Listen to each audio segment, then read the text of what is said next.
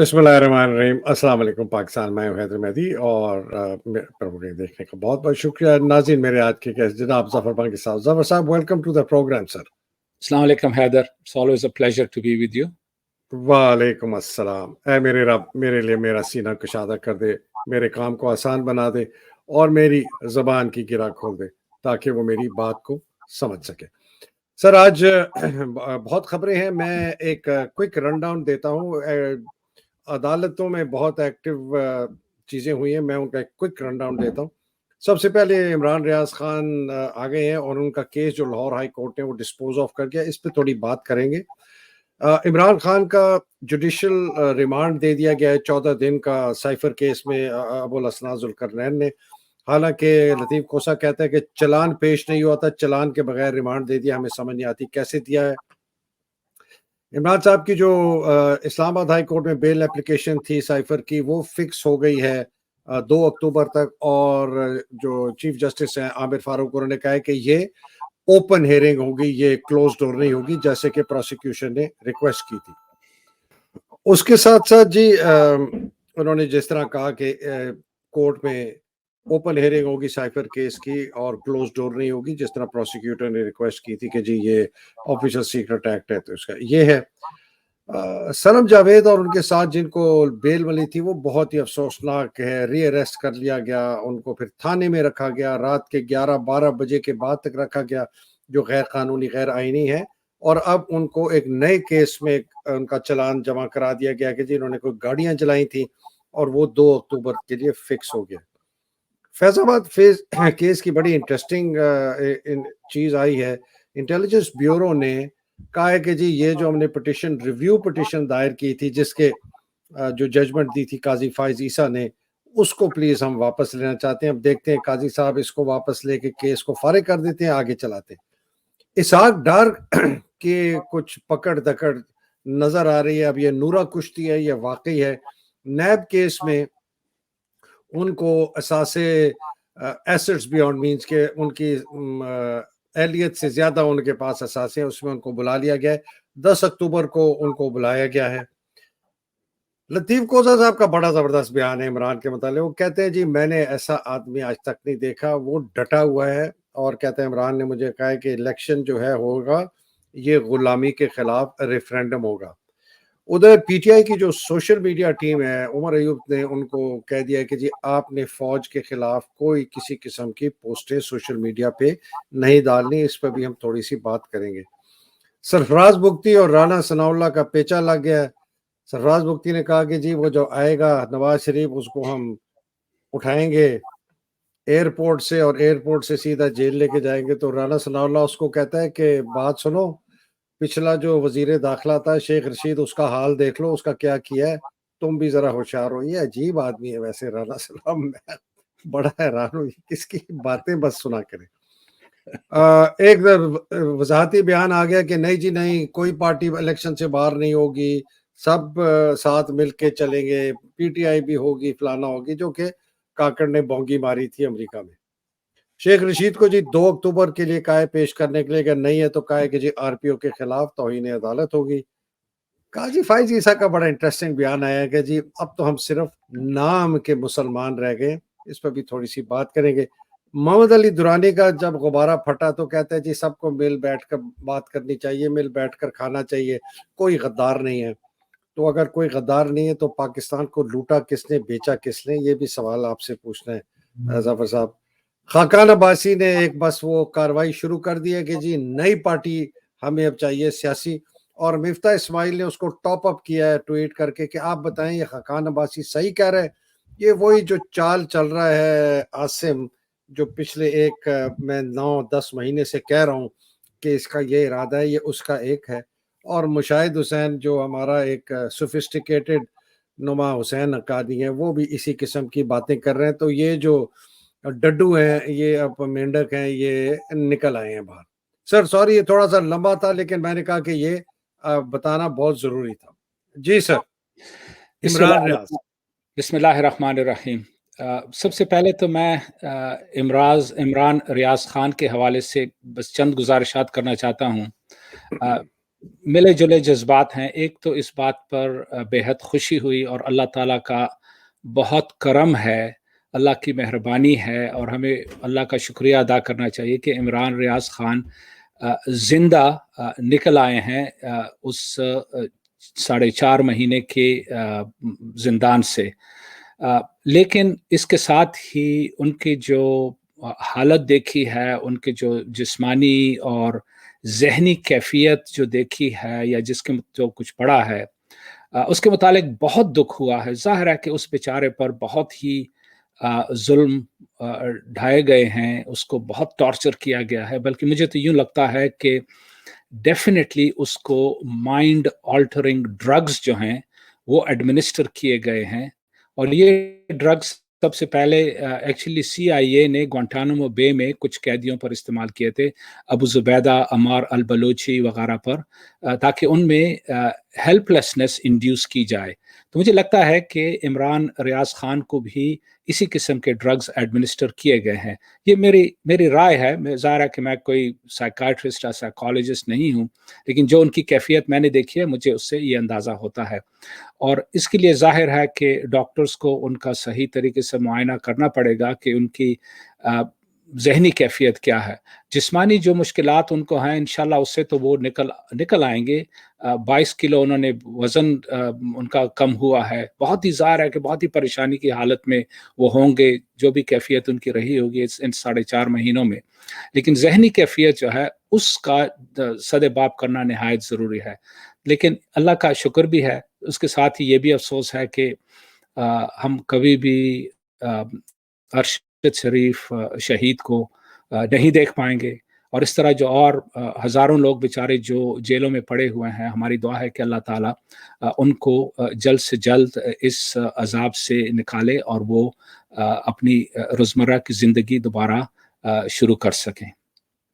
बहुत शुक्रिया सर, अल्लाह ये भी हमारी दुआ है। शाहिद सहबाई साहब ने कल मेरे प्रोग्राम में ओपन इनविटेशन दिया उनकी फैमिली को कि वो इनको यहाँ लेके आएँ, वो पूरा उनका इलाज मुआवजा सब करवाने के लिए तैयार है, उनके अपने घर में रखेंगे। तो अल्लाह करे कि उनको इजाज़त मिले और वो जाएँ, बिकॉज़ जहाँ पर वो अमेरिका में हैं और मुझे पता है बहुत उनके इर्द-गिर्द बहुत ज़बरदस्त डॉक्टर्स हैं, उनके बेटा भी डॉक्टर है और ये वो करेंगे। इसके साथ-साथ एक जो बात जो अफ़सोसनाक जुड़ी हुई है कि लाहौर हाई कोर्ट ने ये डिस्पोज ऑफ कर दी कि भाई आ गया केस खत्म करो। ये किसी ने नहीं उठाया कि भाई इसको उठाया कहाँ गया, इसको रखा कहाँ गया, किसने इसको रखा, किसने इसकी पैरवी की। तो लाहौर हाई कोर्ट ने तो इसको अपनी जान छुड़ा दी। अब देखते हैं काजी फाइज इसको उठाते हैं कि नहीं। आगे चलते हैं सर। जो इमरान खान ने अपने कह दिया है कि जी मैंने अटक से अडियाला नहीं आना, हालांकि इस्लामाबाद हाई कोर्ट ने आखिरकार तहरीरी अहकामात जारी कर दिए। इसके मुतालिक आपकी क्या राय? जी, देखिए एक बात तो ये है कि इमरान खान ने कहा है कि वो अपनी ज़ात के लिए ये जिद्दोजहद नहीं कर रहा, बल्कि वो मुल्क की आज़ादी के लिए कर रहा है। तो वो हर किस्म की मुसीबत झेलने के लिए तैयार है। और ये उसका ज़ाहिर है कि उसके किरदार को रिफ्लेक्ट करता है कि ये शख्स जो है कितने इसके आसाब कितने मजबूत हैं और इसमें कुर्बानी का कितना जज्बा है। हालांकि एज फॉर्मर प्राइम मिनिस्टर उसको तो अटक जेल में होना ही नहीं चाहिए था। वो जो बेगैरत जज ने जो फैसला सुनाया था, हालांकि कतन गलत फैसला था, लेकिन कम से कम उसमें यह कहा गया था कि इसको अडियाला जेल भेजा जाए। उसकी बजाय इलीगल तरीके से उसको अटक जेल भेजा गया। हालांकि एक जुरिस्डिक्शन से दूसरे जुरिस्डिक्शन या दूसरे जेल में भेजने के लिए उसके लिए सुप्रीम कोर्ट की इजाजत की जरूरत होती है। लेकिन ये यहाँ पर तो अंधेर नगरी है टोटल पाकिस्तान में। लेकिन अगर हम इस बात की तरफ आए कि इमरान खान ने अटक जेल से अडियाला जेल ट्रांसफर होने को रिजेक्ट कर दिया है, तो वो और उन्होंने कहा भी है खुलकर कि जी वो हर किस्म की मुसीबत सहने के लिए तैयार हैं, क्योंकि ये उनकी जो जिद्दोजहद है वो मुल्क की आज़ादी के लिए है। तो ये उनको जाहिर है कि हम सबको खराज तहसीन पेश करना चाहिए कि ये शख्स जो है अवाम की खातिर, पाकिस्तान की खातिर اور پاکستان کی آزادی کی خاطر جدوجہد کر رہا ہے، وہ اپنی ذات کی خاطر نہیں کر رہا ہے۔ اس لحاظ سے وہ واقعی اس کی جو ہمت ہے، اس کی جو قربانیاں ہیں، وہ قابل ستائش ہیں۔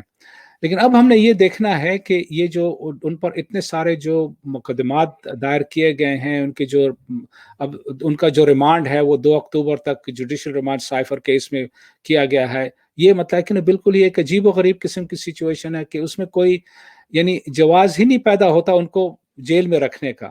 لیکن یہ کہ اس قسم کے جو حربے استعمال کر رہے ہیں، وہ ان کو بیسیکلی اذیت دینے کے لیے، ان پر پریشر ڈالنے کے لیے، ان کو کمپرومائز کی طرف لے جانے کے لیے۔ لیکن مجھے جتنا میں نے دیکھا ہے، سنا ہے، دیکھا ہے، پڑھا ہے، مجھے نہیں لگتا کہ عمران خان کبھی بھی کمپرومائز کرے گا پرنسپلز پہ، اور ان کا موقف بالکل سیدھا سادہ ہے۔ وہ کہتے ہیں جی الیکشن کراؤ، صاف اور شفاف الیکشن کراؤ، اور یہ عوام فیصلہ کریں گے، کیونکہ یہ عوام کا آئینی حق ہے، اور وہ پھر فیصلہ کریں گے کہ اس ملک پر حکمرانی کون کرے گا۔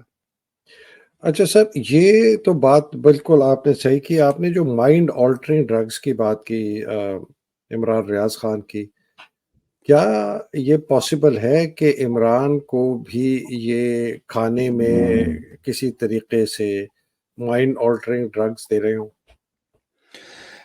اس سے بالکل جو ہے نا ہم اس کو ایکسکلوڈ نہیں کر سکتے، کیونکہ یہ لوگ جو ہیں کسی حد تک بھی جا سکتے ہیں، اور یہ کہ یہ تو گھٹیا سے گھٹیا حرکت بھی کر سکتے ہیں۔ تو اس لیے اس کا خدشہ ڈیفینیٹلی ہے، اللہ نہ کرے، لیکن یہ کہ اس کو ہم خارج از امکان نہیں قرار دے سکتے۔ تو اللہ خیر کرے، ہم دعائی کر سکتے ہیں۔ سر آگے چلتے ہیں۔ عمران نے بالکل صاف اعلان کر دیا اپنے لائرز کے ساتھ میٹنگ میں کہ جی آپ لوگوں نے یہ میرے ساتھ کوئی کسی قسم کی ڈیل نہیں ہے، بلکہ ان کا ہے کہ الیکشن جو ہے یہ غلامی کے خلاف ایک ریفرینڈم ہے۔ یہ بہت بڑا بیان ہے، اس لیے کہ بہت زیادہ یہ ایک بات شروع ہو گئی تھی کہ جی وہ ڈیل ہو رہی ہے، کچھ ایسا ہو رہا ہے۔ محمد علی درانی نے چھلانگیں ماری، اور عجیب قسم کی اب آج بات کر دی کہ کوئی غدار نہیں۔ اب بھائی اگر غدار نہیں ہے سر، تو مجھے بتائیں امریکہ کے ساتھ کس نے بیچا پاکستان کو حکومت نکالنے کے لیے؟ چائنا کو سی پیک سے کون نکال رہا ہے امریکہ کے ساتھ بات چیت کرنے کے لیے؟ یہ بہت امپورٹنٹ چیزیں ہیں سر۔ تو یہ دو بڑے کنٹراسٹنگ ایک نیریٹیوز آ رہے ہیں۔ عمران کہہ رہا ہے، جس طرح لطیف کھوسا کہتا ہے کہ وہ ڈٹا ہوا ہے، میں نے ایسا انسان آج تک نہیں دیکھا۔ دوسری طرف یہ شاہد خاقان عباسی اور یہ کمپنی جو ہے مفتاح اسماعیل اور مشاہد حسین، یہ اب ڈڈو نکل آئے ہیں اور کہہ رہے ہیں کہ جی ایک نئی سیاسی پارٹی۔ اس کے متعلق آپ کی کیا رائے؟ دیکھیے بات یہ ہے کہ جو گھٹیا لوگ ہوتے ہیں، رذیل لوگ ہوتے ہیں، وہ اپنے آپ کو تو امپروو نہیں کرنا چاہتے، لیکن وہ جو حق کے لیے کھڑا ہوا ہے اس کو بھی اپنے لیول تک کھینچنے کی کوشش کرتے ہیں۔ اور یہی یہ جو نیریٹو پاکستان میں ڈیولپ ہو رہا ہے کہ جناب عمران خان کے ساتھ کوئی ڈیل ہو رہی ہے، فلانے صاحب عمران سے ملنے گئے، فلانے ملنے گئے وغیرہ، یہ دراصل لوگوں کو بیوقوف بنانے کے حربے ہیں۔ لوگوں کو یہ باور کرایا جا رہا ہے کہ کچھ پیش و رفت ہو رہی ہے، اور یہ کہ کچھ مفاہمت ہو جائے گی، کیونکہ عوام میں جو غصہ ہے اس نظام کے خلاف، اور یہ جو فوج کے خلاف اور جرنیلوں کے خلاف جنہوں نے جس قسم کی حرکتیں اب تک کی ہوئی ہیں، پاکستان کو تباہ و برباد کر دیا ہے پچھلے 17-18 مہینوں میں، اور امریکہ کے ہاتھوں امریکہ کی بالکل غلامی میں دوبارہ ڈال دیا ہے، تو اس غصے کو کم کرنے کے لیے اس قسم کے یہ شوشے چھوڑے جا رہے ہیں۔ یہ ایک اندرونی طور پر یہ فضا قائم کی جا رہی ہے۔ میں سمجھتا ہوں شاید اس میں ایک بیرونی پہلو بھی ہو، 2-3 وجوہات کی بنا پر۔ مثلا ایک یہ کہ اس میں ورلڈ بینک نے بھی اسٹیٹمنٹ دی ہے، آئی ایم ایف نے بھی الیکشنز کے حوالے سے بات کی ہے، اور وہ نیکسٹ جو انسٹالمنٹ اس کی آنی ہے تو اس پر بھی انہوں نے وہ کیا ہے کہ اس کا جو ہے سد باب ہونا چاہیے۔ تو اس لحاظ سے ایک وہ انٹرنیشنل لیول پر بھی ایک وہ تیار کر رہے ہیں کہ کچھ ہم اس معاملے میں کام کر رہے ہیں، اور اس میں ہم کچھ پیش رفت کریں گے تاکہ ان کو بھی پیسیفائی کیا جا سکے. ایک اور جو میں نے خبر سنی ہے، معلوم نہیں کہ یہ حقیقت ہے یا نہیں، کہ لیکن یہ کہ ہو سکتا ہے عاصم منیر جو ہے اگلے 1-2 دنوں میں واشنگٹن جا رہا ہو، تو اس سے پہلے بھی وہ ایک ایسا انوائرمنٹ کریٹ کرنا چاہتے ہیں کہ جناب ہم اب پیش قدمی کر رہے ہیں، الیکشنز ہونے والے ہیں، حالات کو ہم کنٹرول کر رہے ہیں وغیرہ وغیرہ. یہ ایک اور بیانیہ جو ہے ڈیولپ ہو رہا ہے. لیکن یہ کہ چاہے عاصم منیر اگلے 2-3 دنوں میں واشنگٹن جائے یا نہ جائے، لیکن کم از کم ورلڈ بینک اور IMF کو پیسیفائی کرنے کے لیے انہوں نے یہ جو حالات سنوارنے کا کوئی کمپرومائز، کوئی اگریمنٹ وغیرہ کا یہ شوشہ اندرونی طور پر انہوں نے چھوڑا ہوا ہے. ٹھیک. اچھا سر، ایک بالکل صحیح ہے، بہت پلازیبل لگتی ہے آپ کی یہ بات. ایک بات جو عمران کے اوپر پریشر ڈالنے کے بہت طریقے تھے. ایک تھا کہ بشرا بیگم جو ان کی اہلیہ ہیں ان کے خلاف کیس، وہ توشہ خانہ کیس میں ملک ریاض کے فراڈ کا کیس جو ہے اس کے اندر ان کو کرنا.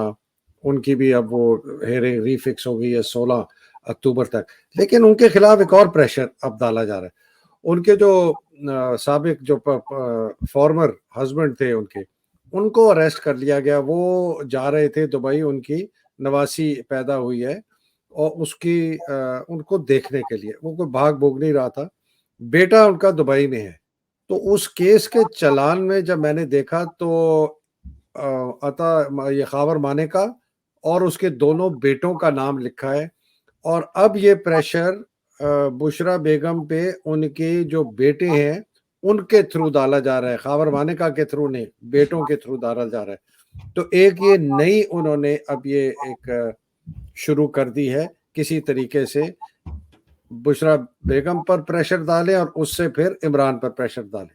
کیا خیال ہے آپ کا سر اس کے متعلق؟ بالکل یہ عین ممکن ہے، کیونکہ ہوتا یوں ہے کہ یہ لوگ ہر قسم کے یہ بھونڈی حرکتیں استعمال کر رہے ہیں کہ کسی طریقے سے عمران خان پر پریشر ڈالا جائے.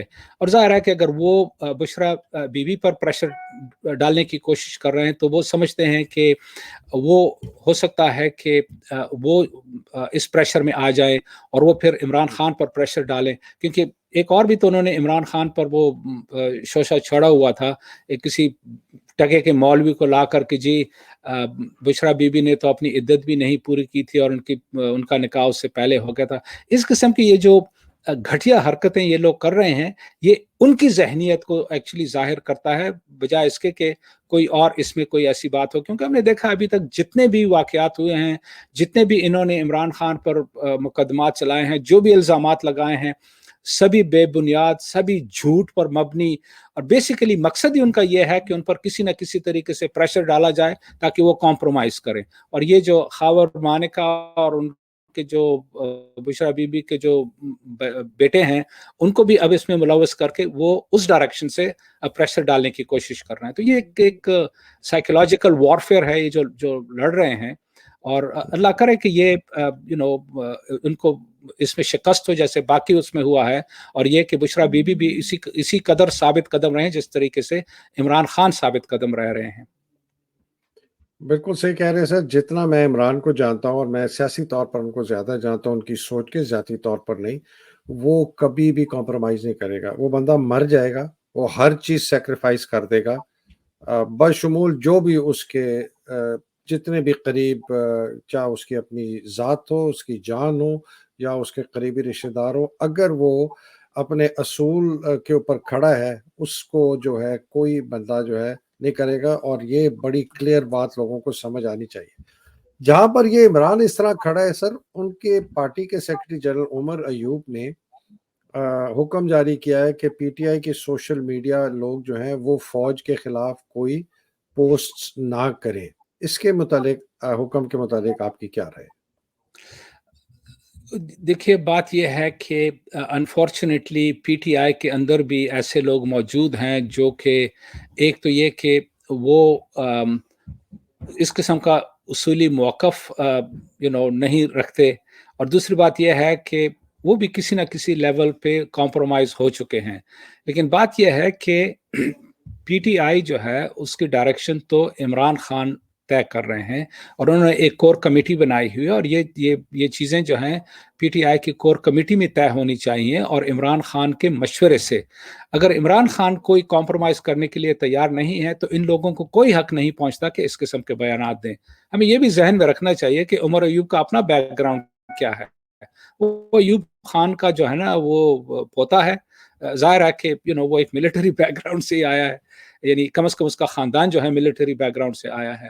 تو یہ کہ اس قسم کے جو بیانات ہیں یہ ڈیفینیٹلی لوگوں کے ذہن میں شکوک پیدا کرتے ہیں کہ جناب ملٹری کے خلاف آپ کوئی بیان نہ دیں. ارے بھائی, جب ملک کو تباہی ان لوگوں نے کیا ہے تو آپ کیا کہیں گے, کس طرح کہیں گے؟ صرف یہی ہم کہتے رہیں کہ جی یہ جو ہے اسٹیبلشمنٹ ہے. ہم نے دیکھیں نا کس قسم کے بیانیہ گڑے جاتے ہیں. اسٹیبلشمنٹ, مقتدر حلقے, ڈیسیژن میکرز. ارے اسٹیبلشمنٹ کیا چیز ہوتی ہے؟ اسٹیبلشمنٹ کسی ایک ادارے کا نام تو نہیں ہو سکتا. اسٹیبلشمنٹ کا مطلب یہ ہوتا ہے کہ آپ کے ملک میں مختلف ادارے ہیں جو مل کر ان چیزوں پر فیصلہ کرتے ہیں. یہاں پر تو ایک ہی ادارے نے ہر ایک چیز پر قبضہ کیا ہوا ہے اور پھر کہتا ہے کہ جی نیم کے متعلق تو آپ بات ہی نہ کریں. ارے بھائی, ملک کو انہوں نے تباہ کر دیا ہے. ہمارے لیے ملک کی ترجیح ہے یا کسی ایک ادارے کی ترجیح ہے؟ یہ ان چیزوں سے لوگوں کے انفارچونیٹلی ایک تو یہ کہ ذہن بالکل کلیئر نہیں ہے, اور دوسرا مسئلہ جو ہے وہ یہ کہ وہ یا تو کمپرومائزڈ ہیں یا ڈر گئے ہیں, جو بھی کچھ ہے. لیکن یہ ملک کے لیے اچھا نہیں ہے جس قسم کے یہ بیانیات دیے جا رہے ہیں. بالکل صحیح ہے سر. میرے پاس جو خبر آئی ہے وہ یہ آئی ہے کہ ان کی پارٹی کو کہا ہے کہ آپ جو اپنا ریٹورک ہے اس کو ذرا کم کریں تو ہم پھر آپ کے ساتھ کچھ کمپرومائز کرنے کے لیے تیار ہیں. یہ بہت بڑی چالاک چال ہے. اس کا مقصد صرف یہ ہے کہ یہ جو لوگوں کا غصہ ہے اس کو کم کرا جائے اور کسی طریقے سے حالات کو زیادہ ہوں سڑکوں پہ نہ نکلے. کل رات میں ایک ٹویٹر سپیس میں تھا, میرے سے ایک خاتون نے پوچھا کہ ہم کیا کریں, ہم باہر نہیں, ہم نکلتے ہیں ہمیں پکڑ لیتے.